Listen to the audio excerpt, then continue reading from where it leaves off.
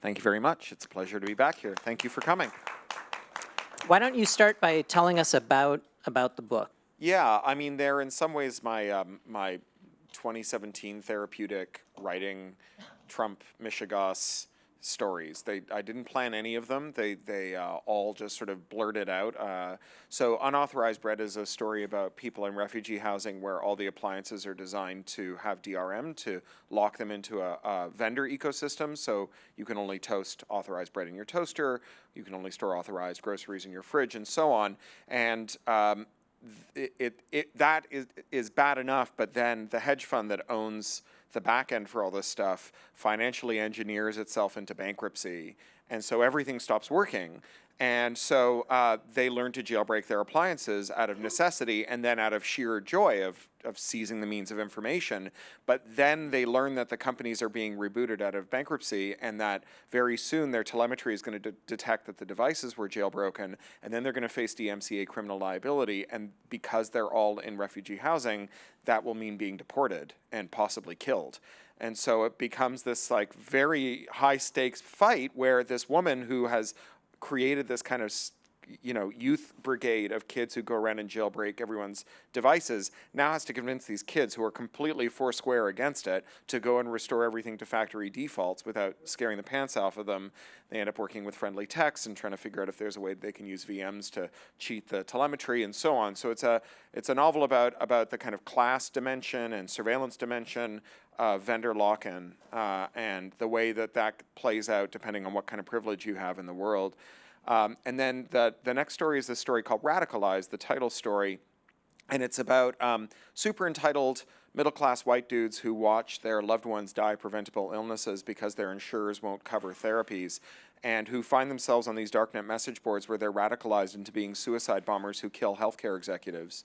And and a lot of it is about whether or not America will ever call a white dude a terrorist, and some of it is about how just the cause actually turns out to be, and so on, and also this very toxic observation that many have made about the incel movement that in normal support message boards, if you're a recovering alcoholic and you're in an online community, all the elder statespeople of that community are people who beat the thing you're struggling with and are now staying around to guide people. But people who recover from being incels don't hang out in incel message boards. So all the elder statespeople of the incel message communities are the most toxic, most broken people, and they're the ones saying, yeah, get in a van and drive it through the streets and kill as many people as you can. They deserve it, right? And so these communities don't get better over time, they get worse, and that's the kind of community that I'm exploring. The third story is called Model Minority, and it's about a thinly veiled analog to Superman intervening in a beating by the same cops who killed Eric Garner on Staten Island, who then discovers that the fact that he's viewed as both white and a human are super contingent, and that there are some things that America won't tolerate from the people who are honorarily white and human. And it takes the form, in large part, of Socratic dialogues with Bruce Wayne, who's a military contractor who provides predictive policing software to the NYPD, and who's in fact basically responsible for all of this. And then the last story is a story called The Mask of the Red Death, named after the Edgar Allan Poe story. And it's about preppers who build a luxury bunker just outside of Phoenix and repair to it as soon as the catastrophe hits, and fancy themselves living at a kind of boys' own adventure of the elites surviving while all the useless takers die in Phoenix because they didn't have the wisdom to prepare these bolt holes, but who in fact end up dying of cholera because the useful people are the people who stayed behind in Phoenix and got the sanitation working again, and these Ubermenschen have to discover that you can't shoot germs. It was originally going to be called You Can't Shoot Germs, but I think Mask of the Red Death has got the appropriate gravitas. So it's these four novellas. They're all linked. They wrap around a lot of the same themes. They touch on a lot of the same geographic locations. Some of the details recur, right? So some of the OPSEC that Superman uses to avoid having his secret identity outed by the NSA, he's got like a randomizer that tells him where to take off from, so that you can't draw a map to see where Superman is always sighted by, ground radar. So he runs very quickly to somewhere else and then takes off. And this prepper has also got a randomizer that makes him get in his disguised, armored up like F-150 with a camper bed that is full of all of his prepper gear, and put some fishing rods in the front and just drive it off of his gated community at this randomizer's interval, so that there isn't someone who goes, hey, that's weird. Why is that guy driving his F-150 out of this gate-guarded community now? He must be going to his prepper hidey hole. We'll follow him there and kill him and take his stuff. So, a lot of the same things kind of repeat, and the themes wrap around each other. We're not using the word collection for it. It's just a fiction book. And it's been likened by my publisher to the book that Stephen King wrote, where the body, the story that became Stand By Me, comes out of 4 seasons. That's just 4 thematically connected but not continuity connected tales. Had any of the stories been published previously? No, this is all original stuff, and as I say, wasn't planned. The Unauthorized Bread, originally, I sent it to my editor because it was such a weird and awkward length that I didn't know what to do with it when it was done. It's 30,000 words long. And I thought that he was going to say, well, we don't know what to do with this. And instead, he sent me an email like the next day saying, oh my God, this is amazing and timely. We want to publish it in 2 months as a standalone book. And I said, well, that's great. Let's do that. And we want to pay you more than you got for your first 3 novels for it, which was also great. And then I sent him the next one. I sent him the Model Minority. He was like, this is also awesome. We'll do it the next month as a standalone. I'm like, I've got 2 more in the works. So that's how we came to wait about 7 months to do it and publish them all in one go. Topic, who are the TV and movie studio associated with the same company that owns The Intercept, have bought the TV rights for this and are developing it now. So. And you mentioned timeliness, and reading Unauthorized Bread, it seemed very much of the now. And the book also struck me as being more political, which is kind of a funny thing to say. Your work has always been political in one way or another, freedom of access to information, doing it yourself. But this one seems a little more pointedly political. 2 things have happened. One is that politics have just become more salient, right? Like, we are just in a moment where you can't not talk about politics, for better or for worse. The other thing is that the political dimension of information has now become much more obvious, right? Like, I don't know if any of you work in like UX or UI design.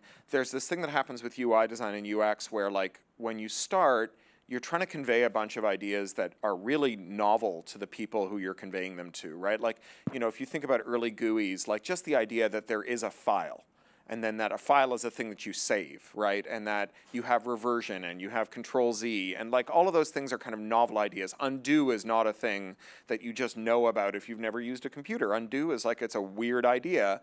And over time, we get better at conveying what those ideas mean, but also the urgency of conveying them is diminished, right? Because people are meeting you halfway, right? Now, like, just everybody, people who don't know what a floppy disk is know that a floppy disk means save. Right, and just that icon, like, it doesn't need a tooltip anymore the way it used to.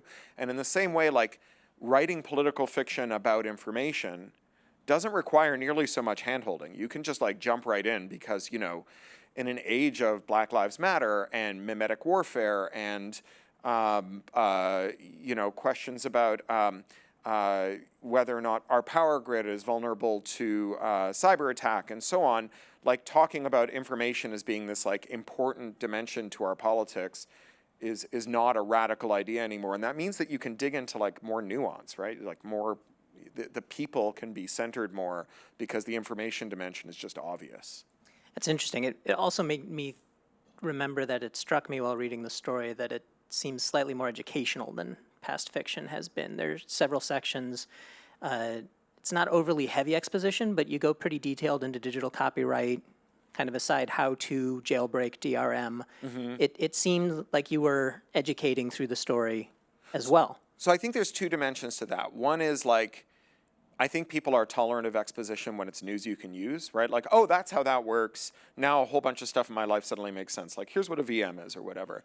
The other thing, though, is that there is a longevity that comes from writing fiction where the technology is rigorous. Like, we've had a certain amount of technological breakthrough in all of our careers and lives, but there are some like fundamentals that remain pretty fundamental, like, you know, complexity and our understanding of complexity theory and things that scale at order n squared and things that scale in polynomial time and so on. Like, those are things that are just semi-immutable, right? And so like talking about the kind of problems we can solve and the kind of problems we can't solve, if you make the plot turn on them, the plot doesn't get old in the same way that it does if the plot turns on how much RAM your phone has, right? Like, that's a moving target. But like Turing completeness, not a moving target, right? Like writing about the fact that if you try to design a computer that can run all the programs except one, you are trying to do something that runs counter to the really the only functional widespread architecture we have for computers, which is the one that runs all the programs. And so it will always be this like weird mashed up Rube Goldberg under the hood if you've got a computer that runs everything except one. And it's always going to have like certain recurring characteristics, right? Like if you design a computer that has a mode that sits below superuser mode, right? Like a ring -1, where programs execute that even the administrator of the computer isn't supposed to be able to inspect or terminate, then that will always be a zone that if someone who is an attacker gets access to it, that they'll be able to operate with total impunity and undetectably against you, because it's a computer designed not to introspect about processes that are running in some ways. And so like this just keeps coming up, right? We keep designing computers that have as part of their security model, oh, there are programs that the user, even if the user is the administrator and owns the device, can't terminate or inspect. And inevitably, someone who's a bad actor starts running code in it. Like maybe the Politburo orders Apple to run processes that seek out and terminate VPNs that it can't spy on for iOS devices in China, which is like a thing that happened, right? Like, you know, this is the world's most predictable outcome of putting that gun on the mantelpiece in Act 1, but we're going to continue to put that gun on the mantelpiece in Act 1. And so if you write science fiction that turns on the actual characteristics of computers, like our theoretical understanding of computers, that science fiction remains futuristic for so long as we continue to make dumb policy choices about computers, which, you know, to my great dismay, probably means that the fiction will remain current in some way forever, right? Like, Little Brother is still being taught and read. I wrote it 13 years ago now, and like the question of whether or not subjecting whole populations to surveillance or using machine learning to make inferences about guilt or any of these other things creates a bunch of pathologies. Those facts are like still totally in evidence. They show no sign of going away. We have totally failed to learn the lessons of them. The stakes only get higher, and every year there's another news hook that makes people read Little Brother and then come back to me and say, oh, this is just like that thing that you know, how did you anticipate 13 years later that we'd be doing this? And I'm like, I didn't. We were doing it 13 years ago. We have like are literally still beating our heads against that wall. Or figuratively still beating our heads against that wall. We will never stop.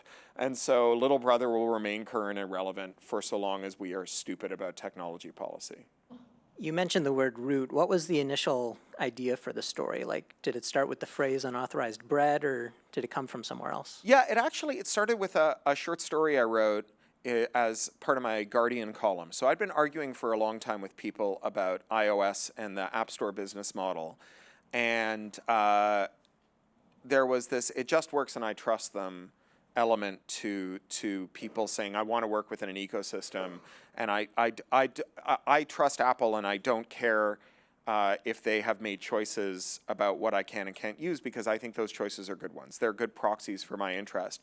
And I was trying to tease out the difference between having a checkbox in your OS that says, I would like to do something that the manufacturer hasn't approved, and having legal liability attached to figuring out how to reconfigure your OS to do something that hasn't been approved. And what kind of bad things crop up if it's actually a felony to modify your OS to do things that the manufacturer doesn't like.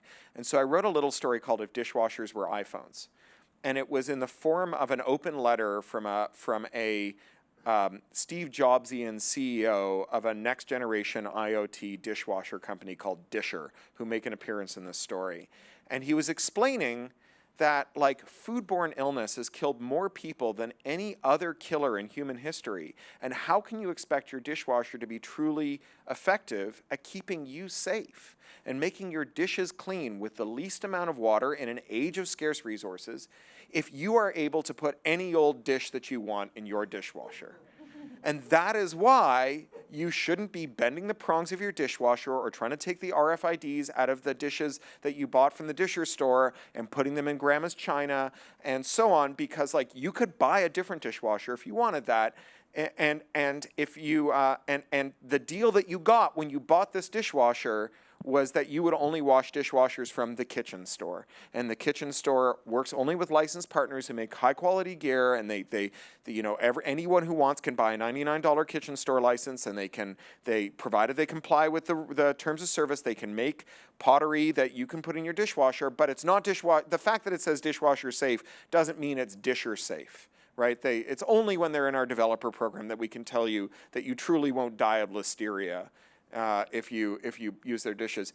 And like these are all like taken individually not unreasonable statements, but they gang up to inkjet printers for everything. Right? Everything is tied into some ecosystem where you can't. It's not that you do trust them; it's that you must trust them. And if they ever make a decision that you don't like, you are out of luck. And the longer you go inside the ecosystem, the more sunk cost you have, and the harder it is, the more you have to give away, the more the switching cost is if you decide that you no longer trust them. And so you end up being beholden to a series of commercial decisions being made in boardrooms that you have no insight into, and you just have to trust that no one in the firm will ever do anything that runs counter to your interests. And I'm not an anti-Apple person. I actually have a sad Mac tattooed on my arm from when I used to be a CIO, and I used to order $1 million worth of Apple gear a year. But, as someone who's bought a fair number of Apple lemons and written POs for a fair number of Apple lemons over the years, and seen how the company can be wildly imperfect and will be wildly imperfect again, I think the idea that you are trusting them in this way that requires that you trust them and that you can't transfer your trust out actually invites future leaders of the firm to make choices because in the knowledge that they can betray your trust and you're not going to be able to leave, right? That they've got a lot of headroom in terms of betrayed trust before you get to the point where people are going to give up a whole ecosystem of devices and replace all of it. And certainly in some customers, maybe never. And I saw this not being looked on with horror by the rest of the world, but being looked on as kind of an excellent idea. So, you have, for example, Johnson & Johnson getting approval for an artificial pancreas. This is a closed loop, a continuous glucose monitor, and an insulin pump with some machine learning to try and time the insulin dosing to keep your blood sugar within a safe range. And it uses proprietary insulin cartridges. Right? And, making a tool to refill those cartridges is a potential DMCA violation with a $500,000 fine and a 5-year prison sentence, and revealing a defect in it, if that defect would help someone bypass the DRM, is also a potential felony under the DMCA. And one of the things we know is that security researchers are chilled from coming forward with reports of defects when there's a potential DMCA overlap or Computer Fraud and Abuse Act overlap. And so now you have this spreading attack surface of devices that, because they're designed to be extractive of their users, are also off limits to independent scrutiny. And they are they're more and more intimately connected to our bodies. And so, your car is a robot you put your body into that then goes down the road at 60 miles an hour, or if it's like the 5 that goes down at 5 miles an hour. But, it's still like, and I'm not talking about a self-driving car, I'm just talking about like a car, right? Because you take all the informatics out of a car and it becomes inert, right? The most salient feature of that car is its informatics. Compromising those informatics allows the compromiser to wreak great havoc on the person whose body is trapped inside this fast-moving robot and on the people around it. And so I wanted to illustrate this idea that as our property interests and the things that we own is being eroded, and as our ability to independently scrutinize them are being eroded, that we are also magnifying all of the imbalances and inequalities in our world, and that it happens first to the poorest and least powerful among us, but it spreads to everybody, right? You know, the user adoption curve for controlling technology is like refugees, prisoners, children, poor people, blue-collar workers, white-collar workers, right? Like that's the adoption curve. And like, if you want to know what your life is going to look like in 20 years, just look at what we're doing to refugees today, and that's the technology that people will expect you to use. You know, people didn't have CCTVs recording them non-consensually operated by third parties unless they were in prison in our lifetime, right? Now it's ubiquitous. Illustrating that and using this specific group of people to illustrate it was an intervention in that, a way to try and interrupt that. Well, let's dig a little deeper into that idea of inequality. It's a major part of this story. Sure. The main character, Salima, is an immigrant, a refugee. The people that surround her are largely poor and underclassed. What do you think that brings the work? One of the most salient facts of our moment is inequality, in part because it breaks apart the story that we've told about markets, which is that markets are a dynamic way of finding people whose ideas would create more general prosperity and allocating capital to them so that they can do it. And when you see widening inequality and stagnation in our social relations, you're left with either one of two conclusions, right? Either markets aren't working the way they're supposed to, or eugenics is real, and there is a 1% of people who are so smart that they should just own everything. And if we would just give them all the stuff, they will allocate capital so wisely that we will get richer and richer and richer. And you know, the history of antitrust is full of counterexamples, right? Like when we broke up the phone company into 6 companies, they got bigger in aggregate than they were as one firm, right? When they broke up the railroad into, you know, the railroad monopoly into 2 companies, each one within a few years was as big as the parent company had been. You know, the disefficiencies of scale are actually pretty well understood, but, you know, as Upton Sinclair said, it's impossible to get someone to understand something when their paycheck depends on them not understanding it. And if you are someone who benefits from the concentration of wealth in a single firm, the fact that we as a society will benefit more if that firm were broken up into smaller pieces and each of them was allowed to compete and grow is not very relevant to you, because it means that you get a lot fewer ivory-handled back scratchers. And so I think that like one of the corrosive effects of inequality is that it drives rich people into believing that they have good blood, right? Into believing in eugenics.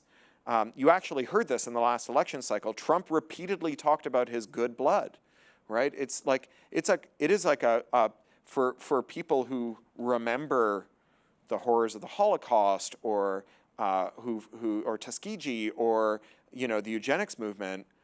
Good blood is like it's a scary thing to hear someone talk about, right? It's like the smoke from a horrible fire that is smoldering, and I think that, you know, we're blowing on those coals. And so by writing about people who would be really efficient capital allocators, right, who are doing really interesting, dynamic, exciting things that benefit other people, but who are denied access to capital, one of the things that you do is you start to change the narrative we have about whether capital allocation is efficient and whether inequality means that we are actually just taking random lottery winners and heaping enormous riches on them to the detriment of their soul and to the detriment of our society. Your Twitter handle currently is son of an asylum seeker, father of an immigrant. Yeah. Do you feel a personal connection to that experience? I do. You know, I lived in England until 3 years ago, so I was in the UK until in the run-up to Brexit. And I would end up in a lot of cabs, and London cab drivers are notoriously right-wing and notoriously gabby. And given that the impending crisis was about migration and this debate was going on about migration, like at least on a weekly basis, someone would start talking to me about asylum seekers and migrants. And my dad was born when his parents were living in a displaced persons camp in Azerbaijan. They were Red Army deserters. My grandmother had been a child soldier in the siege of Leningrad. They came to Canada as asylum seekers. And then I'm an immigrant, right? I'm a Canadian who then lived in the United Kingdom, and now I live here, and my daughter is an immigrant. And I found that like it gave me a way to enter that conversation, right? And say like, I'm the person you're talking about, right? That's me.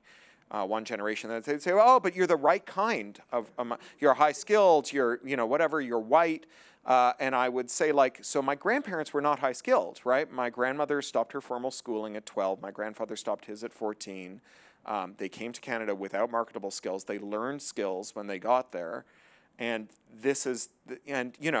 they had to display an awful lot of pluck and get up and go to get from Azerbaijan to Canada, right? Like the winnowing function they went through was not passing a standardized test or displaying a credential. It was crossing Europe, right? Like that is an awful lot of gumption, right? By the time you get to the port of Hamburg and you present yourself to a Canadian immigration official, you have already demonstrated an enormous amount of pluck. And they were traumatized and they had lots of problems in their lives, but they were also people who came to contribute and whose families contributed through the generations. And so as the debate about migration and asylum seekers and immigrants took off here, I felt like, my passing privilege, I have an accent that sounds like it could be from America. I have a skin tone that makes me look like I could be white, even though the people I come from were not thought of as white when they got to Canada. They certainly are white now. And so you could think that you were talking to someone who wasn't an asylum seeker, who wasn't the father of a migrant.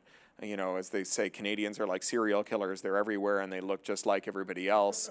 I wanted to wear it on my sleeve, right? To make people confront that they were among people who were the kind of people they were demonizing. In the beginning of the talk, you mentioned how the stories in Radicalized aren't connected. Yeah. But you said that the role of place mattered in the stories. This story takes place in suburban Boston. Why Boston? Although it touches Phoenix, right? Phoenix isn't all the stories. So Boston, in part because I knew it reasonably well. I'm a MIT Media Lab research affiliate. You and I hung out in Boston. I stayed on your living room in Boston once. And Boston's a really interesting town in that it's like, it's a crossroads for a bunch of different kinds of industry and activity. So it's obviously an academic hub. It's a tech hub. It's now a biotech hub. But it's also a light industry town. It's a port. It has all of these different contradictions in it. And it's similar to LA. Right? It's not like the Bay Area, which, although the Bay Area has a bunch of industries in its history, it has been completely eclipsed now. There's just like one thing that it's known for now. Whereas Boston still is this very diverse place. And Arizona, I'm really interested in because, like, on the one hand, it's a place that is not going to survive climate change gracefully, right? It's really in the crosshairs of climate change. But it's a red state, so it's also a state where climate is officially denied. But it's also a state that is majority-minority, but for a little bit of gerrymandering here and a little bit of voter suppression there, it would be a place that would have a very different politics. And it's also a retirement hub. So it's a place that's full of people who aren't Arizonans making claims about their native rights, right? Their indigenous rights as Arizonans, even though they're all transplants. And so, like, the contradictions of Arizona are so vivid.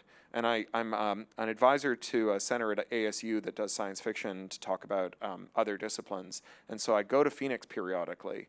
And also it's my hub because I fly to Burbank Airport. I live in Burbank. And so everything starts Phoenix and then somewhere else. So I really was interested in the role that Arizona plays in kind of the future of our politics. Well, and it's interesting leveling effect. If you talk about, kind of redefining who we presume to be a refugee or an immigrant, both of those places are also places that, despite their diversity, we don't necessarily think of as an immigration hot sure. zone. Yeah. I think we'll see more places like that. I mean, Greenpoint, Brooklyn is still, predominant Polish entry point in the country, growing among population in Wisconsin. Yeah. What do you think that means kind of to the sense of place and the diversity of those communities?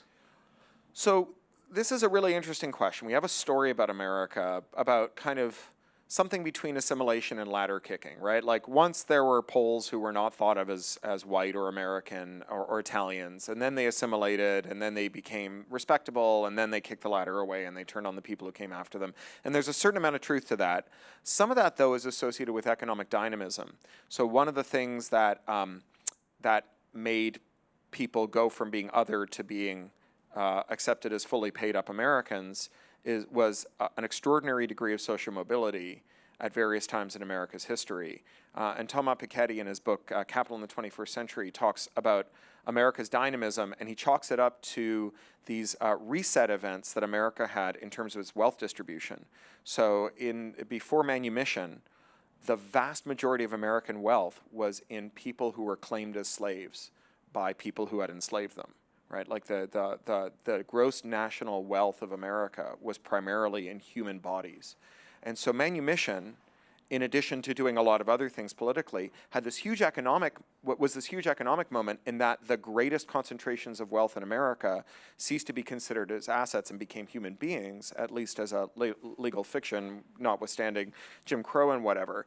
But one of the effects of that is that the grip that wealthy people had on political outcomes completely changed after the Civil War, because they just didn't have as much money to spend, right? Their wealth was like radically diminished. And then it happened again during the crash. And so the war years and also the crash after the Gilded Age completely leveled out the wealth distribution. So the amount of wealth controlled by the top decile of Americans just like nosedives twice in American industrial history, and it only happens once in Europe, right? It only happens with the war years, with the two wars and the interwar years, and that when the capital is more widely distributed, you have more pluralistic choices, more pluralistic decisions, which creates things like better social safety net, better quality of schools, cheaper and wider access to education, and so on. And this lifts up lots of people, right? It helps people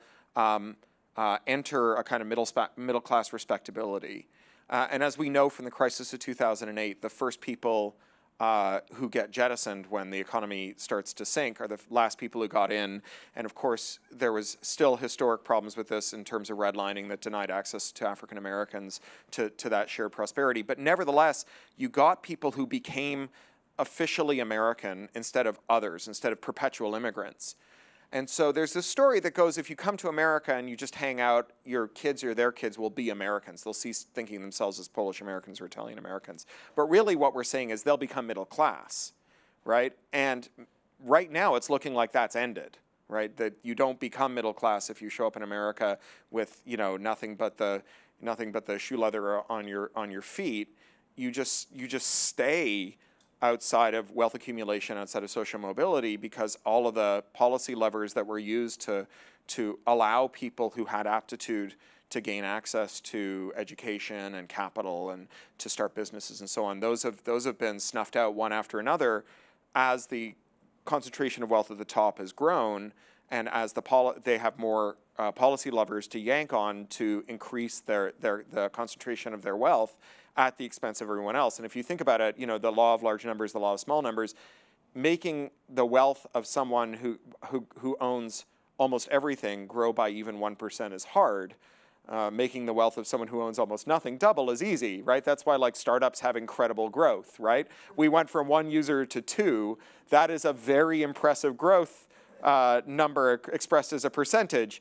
It will take a lot longer for Google to double its users, right, than the startup that goes from 1 to 2. And so if you're making the super rich, richer, even a little bit richer, measurably richer, it has to come at the expense of nearly the total net worth of a huge number of people. That's why that Oxfam number of the number of billionaires in a bus it would take to represent half the world's wealth is so shocking, because it doesn't just mean that they got richer. It means that a giant number of people had to get much poorer, right? And so anytime you see the wealth of the top decile or the top percentile or the top tenth of a percentile increasing measurably, you know that it's not coming from growth. I mean, there's some growth, but it's not coming primarily from growth. It's coming through redistribution, and that redistribution is upwards, and it's vastly asymmetrical. Everything you own going to make a tiny difference to someone who already owns nearly everything. We've long thought that technology will help wear away the differences between class, between race.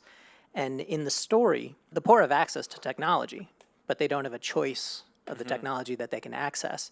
And there's a moment in the piece when I laughed where when they asked what kind of toaster the startup employee had, he said, well, not that kind of toaster. And so the better off could choose what tools they use. Sure. Could you talk a little bit about that element of choice? Yeah, I mean, I think that there's a common pathology among technologists, especially those who work on restrictive technologies, which is that we never imagine ourselves using them.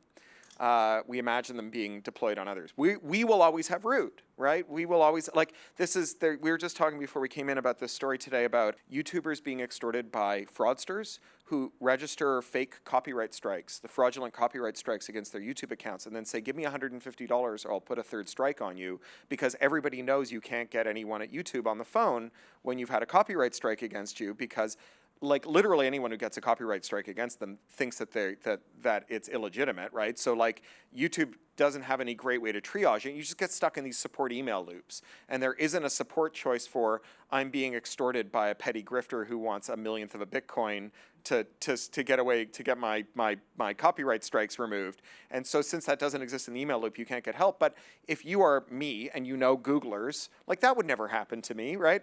I would just call a Googler friend. Fred von Lohman, who runs copyright for Google with a couple other people, used to work with me at EFF. I could just call him and he would sort it out for me. So, when we're in these situations, when we design these systems, we always know that like they're not going to bind us. I worked on this DRM standard, trying to fight it for digital television, called the broadcast flag, and it's the crazy idea, and I don't want to go into the whole thing, but part of it was that all general purpose computers would have to only have outputs that were approved by movie studios.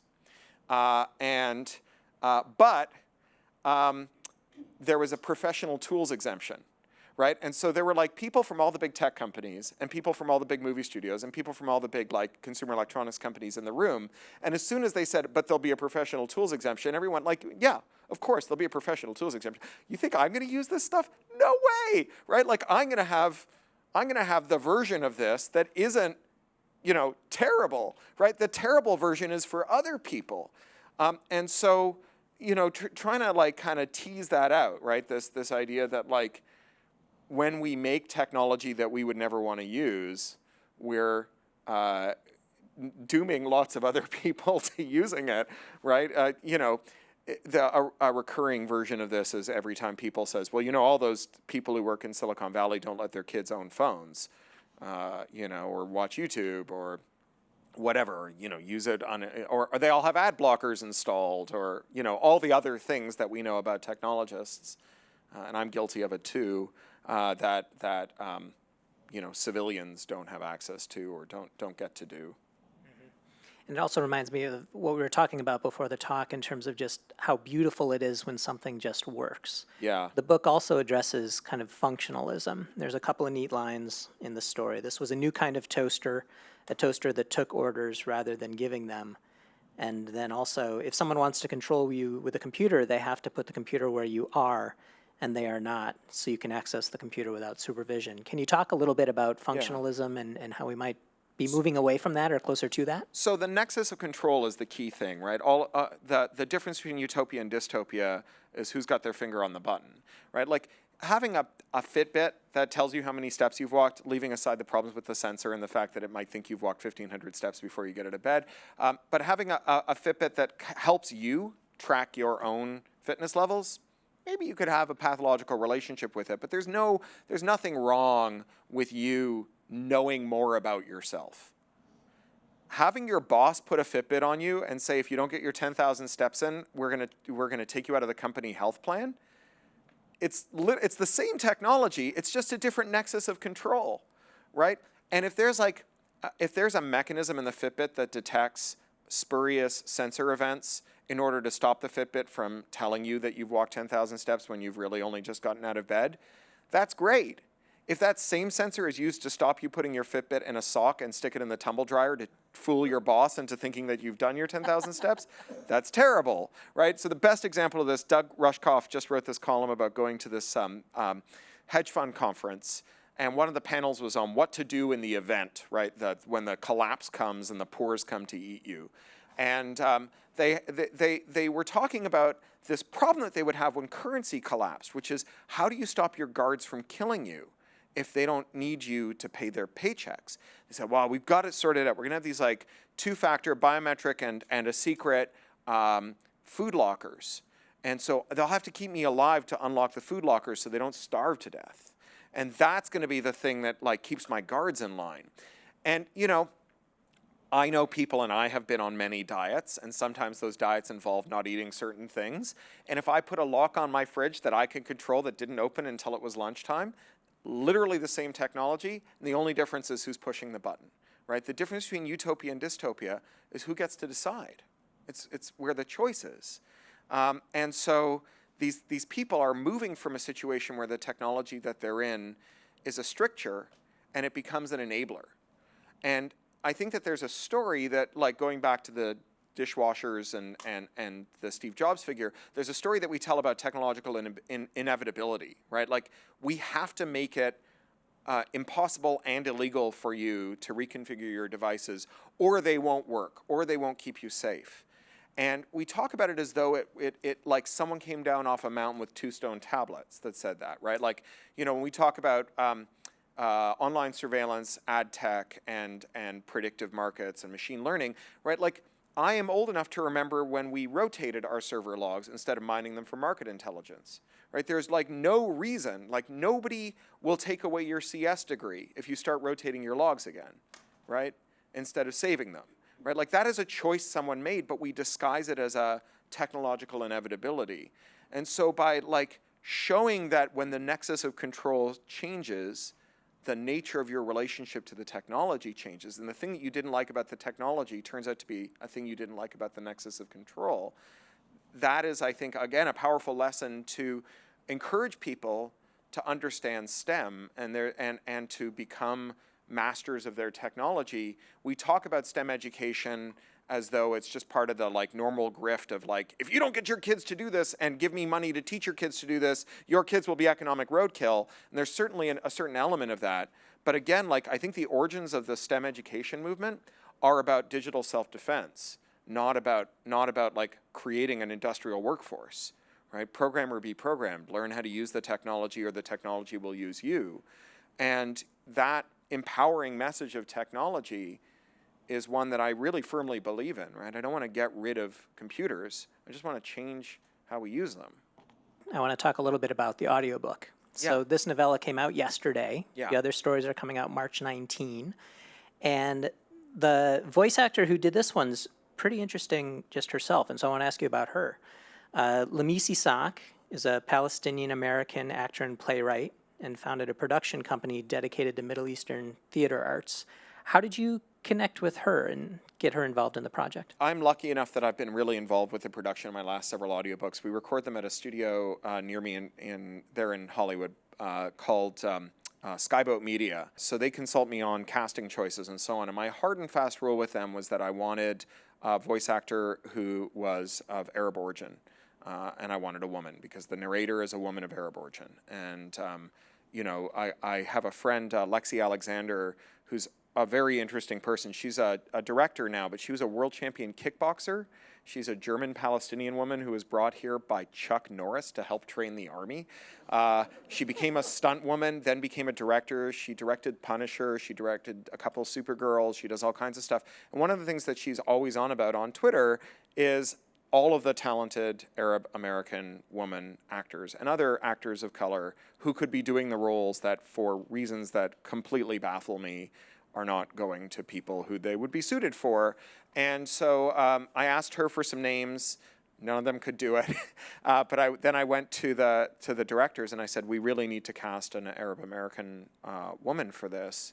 and or a woman of Arabic origin, and we got the demo reels for 4 or 5 of them, and Lameece was the best one, and she was available, and the rest happened there. I was in the studio every day when we were recording. She did an amazing job. It's a wonderful listen as well as a wonderful read. Yeah. Questions from the audience? If we can alternate between people who identify as women and people who identify as men or non-binary, and can go at any time, but that way it's not just dudes.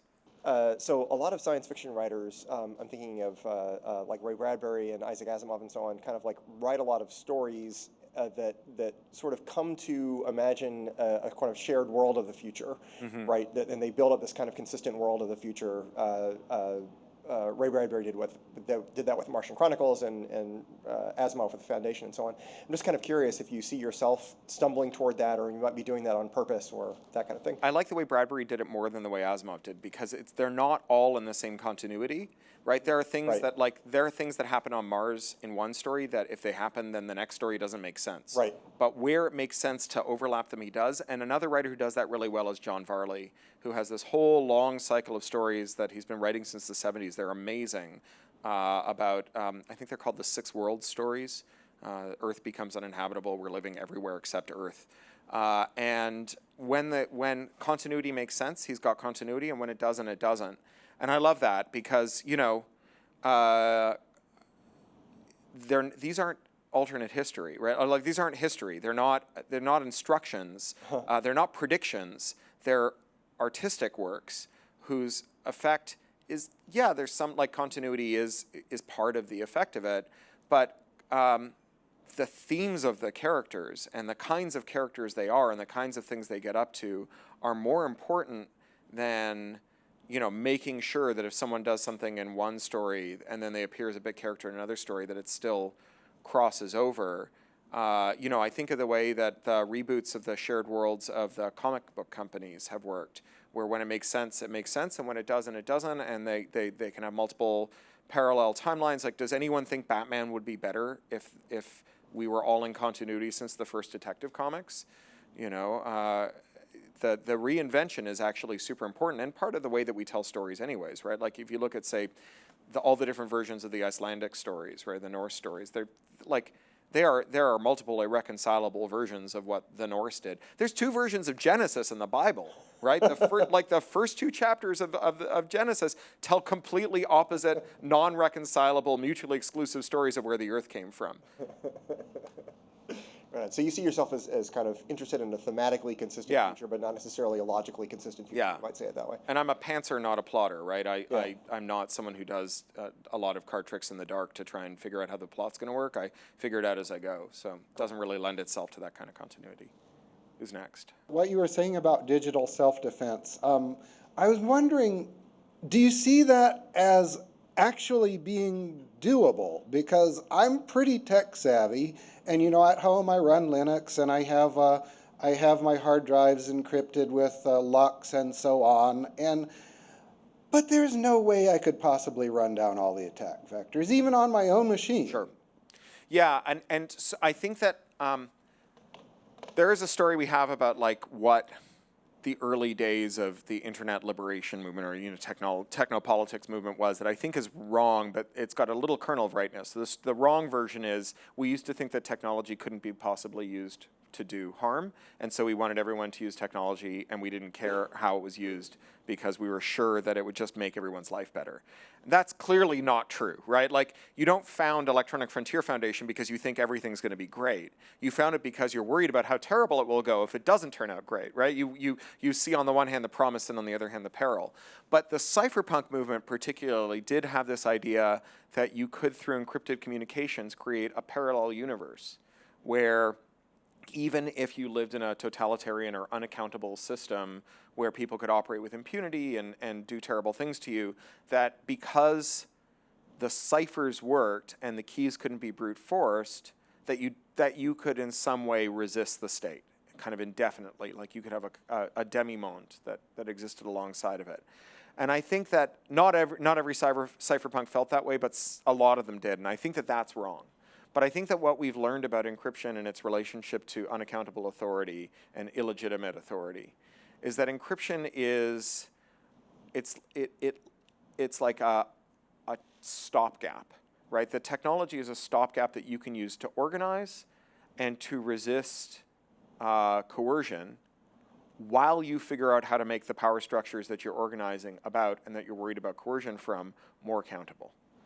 But that, technology alone can't do it.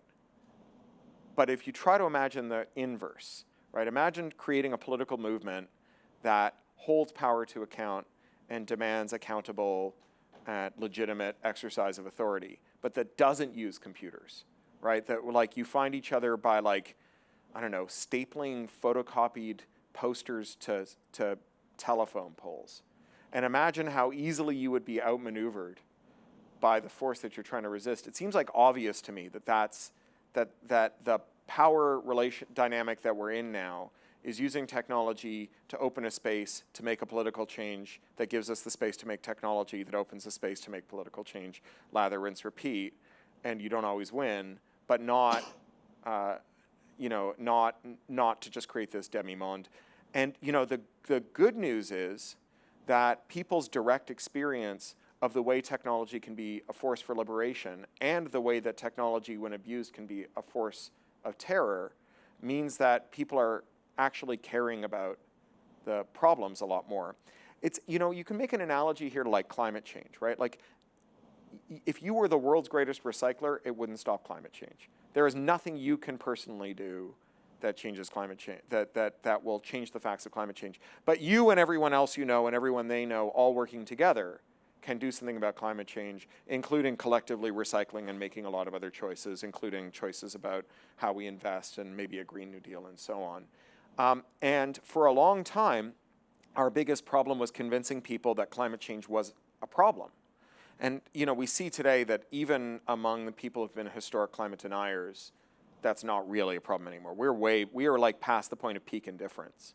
But the reason we're past the point of peak indifference is that the number of people for whom the reality of climate change is undeniable because they or someone they love has had their lives harmed or destroyed by climate change is only growing, which means that we move from the problem of convincing people that climate change is a problem. Now we have to convince them that it's not too late to do something about it. Mm-hmm. And I think we've gone through that same trajectory with technology, right? Convincing people that how we regulate technology matters, that's taking care of itself. Right, the largest petition in internet history is the one to overrule the Electoral College and make Hillary president.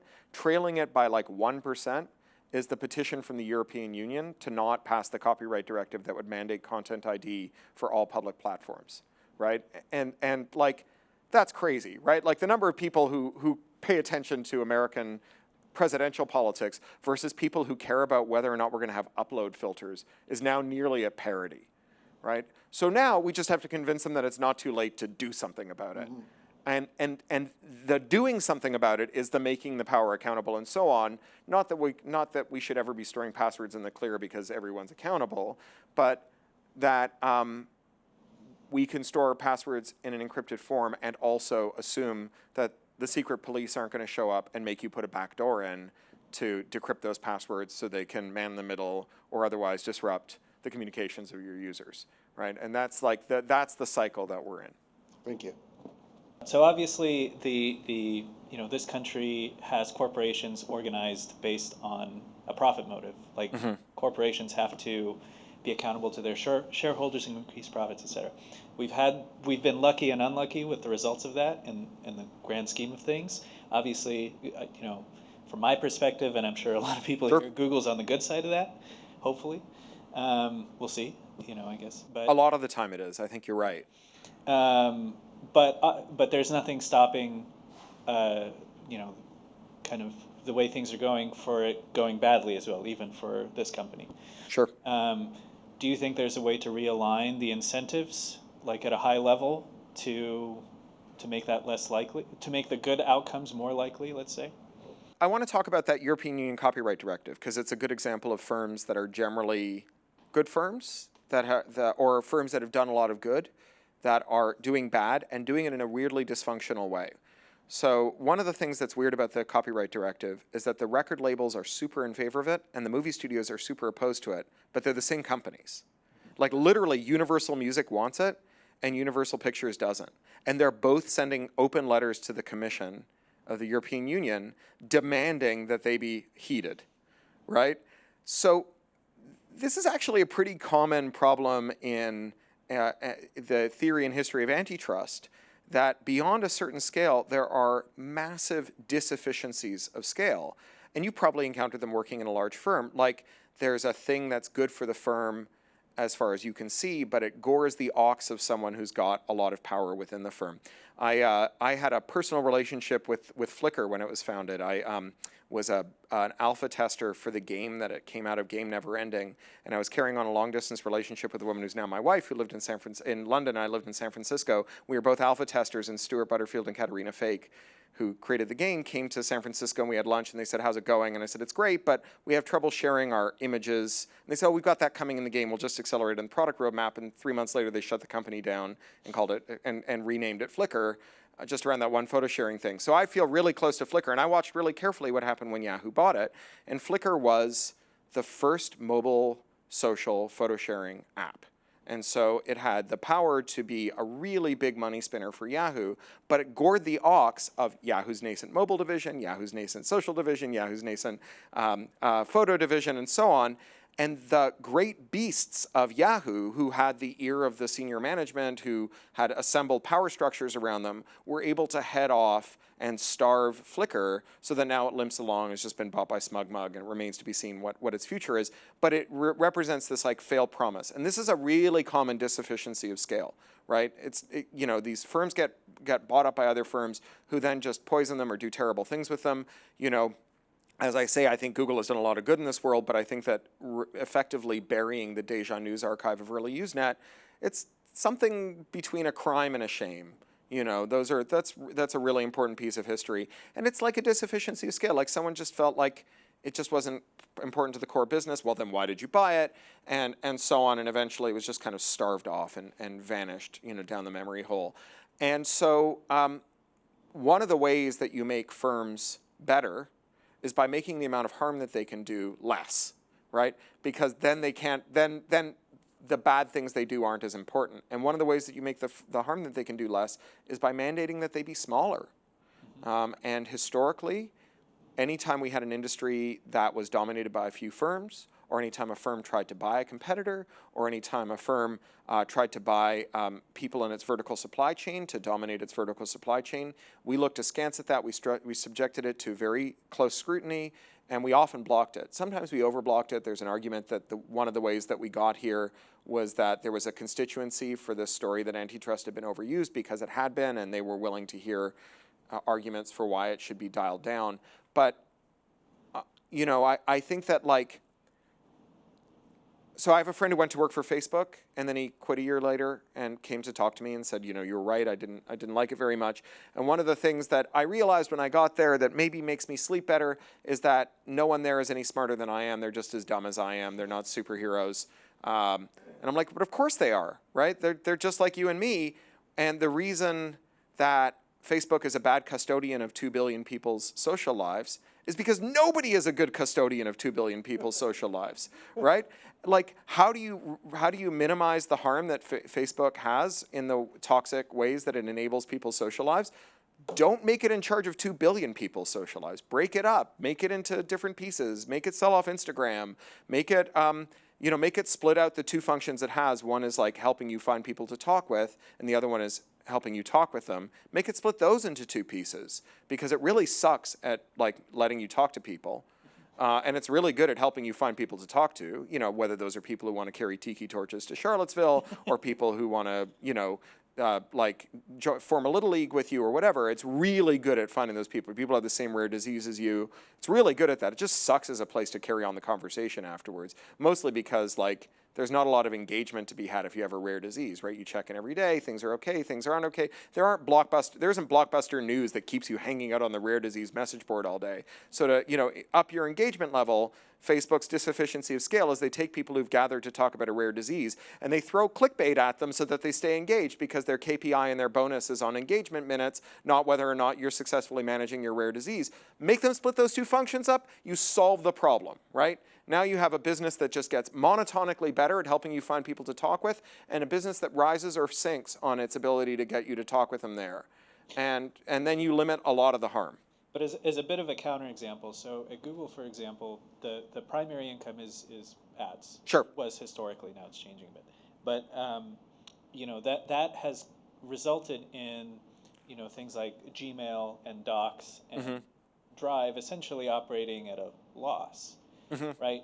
And being subsidized by the successful parts of the business. Yeah, but Google's not a break-even function, right? You probably have some stock options as an employee. So you've noticed that the company pays dividends and also declares a profit every year, and so that tells you that even if the ad business were curtailed by a breakup, it would still not necessarily mean that the company was unable to run those other loss leaders, right? It just might mean that the shareholders took a haircut. There are lots of formal definitions of corruption, but one of the formal definitions of corruption is when you have privatized gains and socialized losses, right? It's cheap for me to pollute, it's expensive for you to get the pollution out of your tap water, but that expense is diffused across everyone who's putting filters on their tap water, and the gains are concentrated in my hands. Well, if the costs of surveillance, which are real, are widely diffused and the gains are concentrated, it may be that making the firms internalize some of those costs, dial down some of the other things that they can do, but it also reduces this drag that the rest of us are feeling. So maybe with the surplus that we gain from being lifted out of the costs of surveillance or market domination or whatever, or all the other things that come as a result of it, that surplus can be allocated to make up for the losses that we get. It's totally true that iPhone locked ecosystems allow us to get some benefits that would be eroded if we unlock that ecosystem by force majeure. But I'm willing to make that trade. It's totally true that our printers are cheaper because our inkjet cartridges are designed to charge us more than Veuve Clicquot for water and water and pigment, right? I'm willing to roll the dice on that one, right? And find out what happens if it turns out that we no longer charge for carbon toner as though it were plutonium toner. Do you have an eyeball on your sock? I was trying to figure out what. Oh no, it's Clockwork Orange. Oh, okay. Yeah, we're at peak bookstore sock. So I don't know if you've been into a bookstore, but that's where all the margins are now. You talk about ad subsidy, the entire literary world is being subsidized by the fact that we can now programmatically map bitmaps onto socks using weaving machines in China. And I went on a couple of book tours in the last 2 years. I'm about to go on another one. I spent a lot of time in indie bookstores, and I have all the socks. Are there Doctorow socks? No, someone should make those. Ah. And then I can sue them for my right of publicity. Thank you. Thank you. And if you like socks, there's a great sock store not far from here near Angel City Books. Oh yeah, that's in the Venice Beach Sock District. It's in the old Elks Lodge. Yeah. All right, thanks again, Cory. Thanks, guys.